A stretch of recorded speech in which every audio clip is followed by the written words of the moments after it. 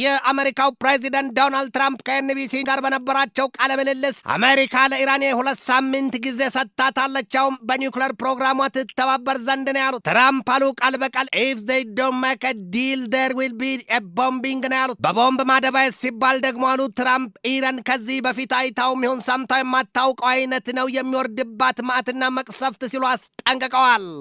የኢራኑ ፕሬዚደንት ማስዑድ ፔዜሽኪያን በበኩላቸው እሁድ ማለዳ ላይ በሰጡት ማብራሪያ ሀገራቸው በኒውክሌር ፕሮግራሟ ዙሪያ ከአሜሪካ ጋር የቀጥታ ድርድር ማድረግ አትችልም አትፈልግም ነው ያሉት። አትፈልግም ማለታቸውን የፖለቲኮ ዘገባ ያስረዳል።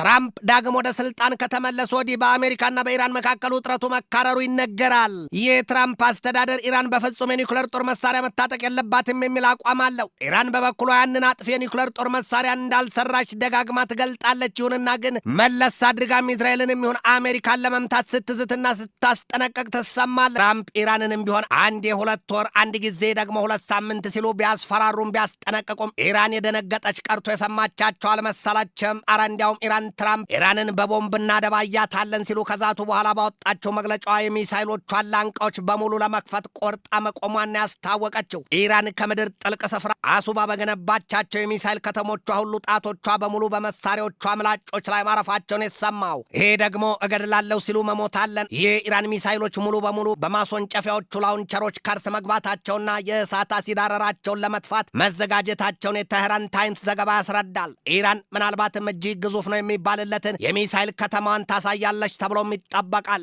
ያ የሚሳይል ከተማ ደግሞ በድፍን የመካከለኛው ምስራቅ ቀጠና ያሉትን የአሜሪካ የጦር ማዘዣዎች ቢሉ ጥቅማ ጥቅሞች በቅጽበት ትንን አድርጎ የሚያጠፋ መሆኑ ተነግሯል። ኢራን ገና ባልገለጠችውና ባላሳየችው የሚሳይል ከተሞቿ በብዙ ሺህ የሚቆጠሩ የፕሪሲሽን ጋይድድ ሚሳይሎች እንዳብነትም ከይባር ሼክን፣ ሐጂ ቃሲም፣ ጋድር ኤች፣ ሰጅሌማድና ሌሎችም መኖራችን